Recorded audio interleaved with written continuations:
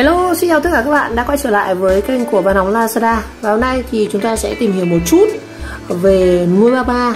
Và mình thấy một câu hỏi rất nhiều người đặt ra khi mà bắt đầu nuôi ba ba, đó là nuôi ba ba trong nhà thì theo phong thủy thì như thế nào, có xui hay đen hay như nào hay không, thì hãy cùng tìm hiểu trong video ngày hôm nay nhé.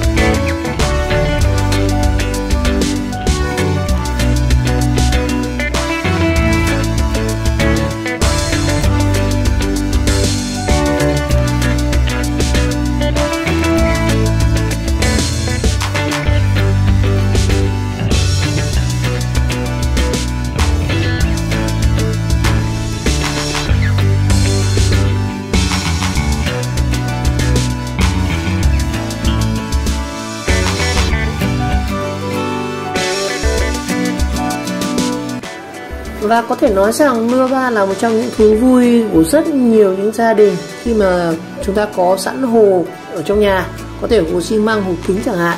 Và cái loài vật này thì nó cũng không phải là nhỏ bé đâu anh em, nó cũng khá là to. Con này thì nó đến là 1,6 cân nha anh em, 1,6 cân. Và nhưng mà nuôi ba thì lại là có sự cuốn hút đặc biệt với rất nhiều người, vì nó đem lại không gian sinh thái rất là gần gũi và sinh động cho các loại hồ như hồ thủy sinh, hồ cá cảnh chẳng hạn. Tuy nhiên thì cũng có rất nhiều câu chuyện và ý kiến liên quan đến việc nuôi ba trong nhà thì là đen hay là may mắn như thế nào. Và không ít thì nhiều thì những cái tranh luận này sẽ khiến cho rất nhiều người băn khoăn khi mà nuôi ba. Và chúng ta cùng đi tìm hiểu.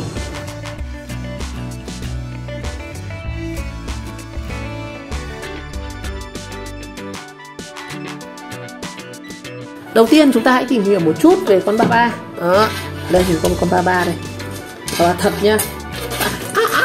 Nó cào đau phết anh ạ. Thì ba ba là một con vật thuộc họ bò sát, nó thuộc phân lớp không có cung.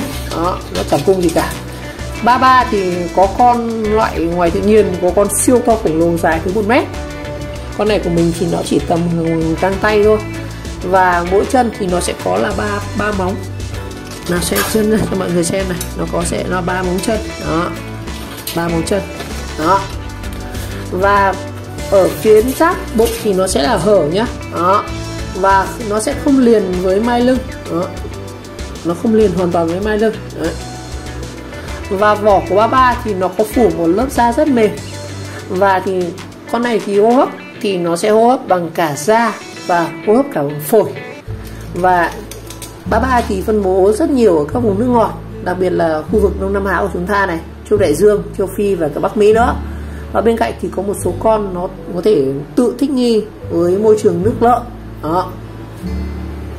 Về tốc độ sinh trưởng của ba ba thì ba ba lớn rất là chậm, và sức lớn của nó thì liên quan chặt chẽ với môi trường, cái điều kiện sống của nó, như là gồm có nhiệt độ, thời tiết, chất lượng thức ăn.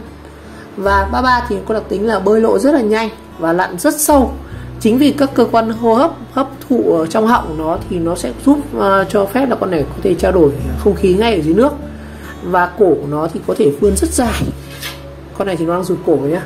Hoặc là thụt rất sâu, thụt rất sâu trong mai. Và đặc tính của con này thì đẻ trứng vào đất cát ở mép nước. Và hình dạng của ba ba có thể hình dung là như này.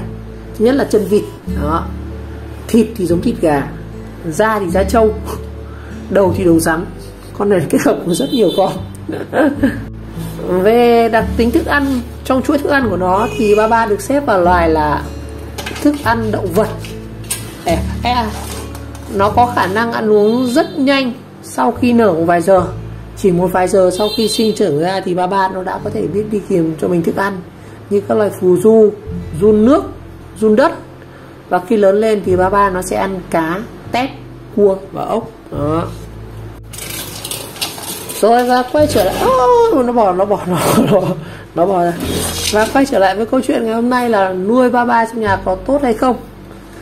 Thì đầu tiên là các bạn nhìn thấy rằng ba ba là một loài động vật có thân hình ưa nhìn và Chính vì nó ưa nhìn nên rất nhiều người nghĩ rằng nó có thể đem đến nhiều điều an lành cho chủ nhà.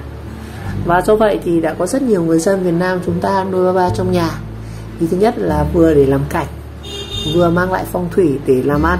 Ba ba rùa mà đó. Và buôn bán thì cầu may, để mong có sự an lành, may mắn và tài lộc cho gia đình.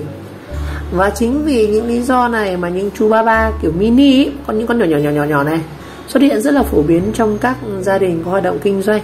Bên cạnh những người, cũng có rất nhiều người họ thích sưu tầm động vật, chơi thủy sinh phong phú đó. Nuôi ba ba trong nhà thì giúp cho công việc làm ăn thuận buồm xuôi gió và sự nghiệp được thăng tiến đó. Và không chỉ vậy thì nó còn mang lại sức khỏe dồi dào, sự bình yên và hạnh phúc cho gia đình. Khi mọi người có thể ngắm những con ba ba thì mọi người thấy cảm giác nó sẽ giảm stress hơn, đầu óc thoải mái, tất nhiên nó sẽ mang lại những điều tốt cho sức khỏe và sự yên bình cho gia đình rồi. Cái đây thì ai có thể lý giải được. Nó khỏe lắm nhỉ, nó quay. Và thêm một điều nữa là khi ba ba nuôi trong nhà có khi sẽ làm cho gia chủ có thể tăng thêm tuổi thọ. Và việc nuôi con vật này trong nhà cũng là cách để gia chủ mình có thể tin vào việc mình có thể tự tăng tuổi của mình để sống thọ hơn với con cháu được nhiều hơn. Và con người ngày nay thì quan niệm rằng nuôi ba ba trong nhà này hoặc là nuôi trong căn hộ biệt thự cũng chính là một cách để trấn trạch. Trấn trạch ngược và mang lại những cái điều hay lẽ phải cho gia đình, mọi sự bình an cho gia chủ và mọi thành viên gia đình có thể được thân tân an lạc. Đó, cũng rất nhiều người quan niệm thế. Rồi, và nuôi ba ba trong nhà là một điều tốt lành. Và đặc biệt là ba ba lớn nhanh như thổi, như các bạn nuôi dưỡng và chăm sóc ngày đêm tận tình thì có thể coi như là một cái điểm rất là lành, điểm tốt và những điều may mắn cho gia chủ và những người thân đã lo lắng và quan tâm đến con này. Nói chung khi các bạn nuôi con này thì các bạn sẽ coi nó như một thành viên trong gia đình vậy, nó lớn rất là nhanh đó. Nếu mà chịu khó cho ăn uống các kiểu, chăm sóc nó thì chúng ta sẽ nhận được những cái là tín hiệu rất là tốt. Mọi người sẽ có thể là trân trọng nuôi nấng ba ba cẩn thận đó, để có thể có nhiều may mắn hơn với gia đình. Đó là mình tổng hợp chút những cái điều tốt. Vậy thì những cái điều xấu khi nuôi ba ba là như nào? Có thể nói rằng cuộc sống của chúng ta cái thì cũng có hai mặt tốt và xấu đó. Và việc nuôi ba ba thì không thoát khỏi quy luật như vậy. Ba ba nuôi trong nhà thì có thể mang lại nhiều may mắn an lành cho gia chủ, nhưng bất cẩn hay có vấn đề gì cũng có thể làm cho phong thủy trong gia đình bị tan nát đó. Cái này nó có hai mặt nhé, hết sức phải lưu ý.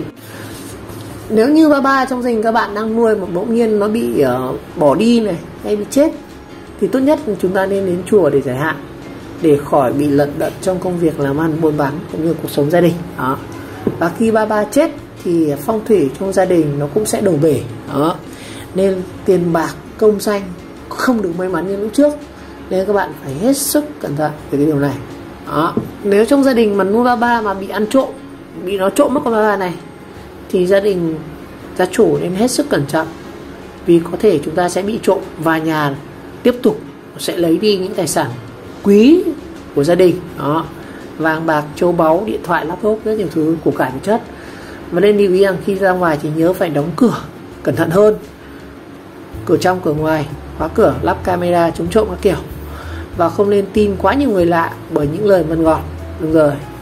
Và cái điểm mà ba ba chết thì nó cũng có thể báo trước rằng gia đình chúng ta sẽ có những cái tranh chấp về tài sản, gia tài, những cái tranh chấp trong công việc, chỗ đứng của xã hội. Nên khi mà ba ba chết thì các bạn nên phải nhìn nhận một vấn đề hết sức tinh tế để giải quyết những mâu thuẫn trong gia đình, bạn bè, công việc, và là chú ý cẩn trọng trong công việc đi lại, chú ý khi lái xe, tuyệt đối là không uống rượu khi đã lái xe, vừa có thể bị công an bắt mà cũng mình có thể gặp những bất trắc trên đường đó. Và mình thấy cũng rất nhiều người nói rằng cái điểm báo mà ba ba chết thì nó sẽ dự báo về một cái gì đó liên quan đến về tai nạn xe cộ, nên hết sức chú ý đó.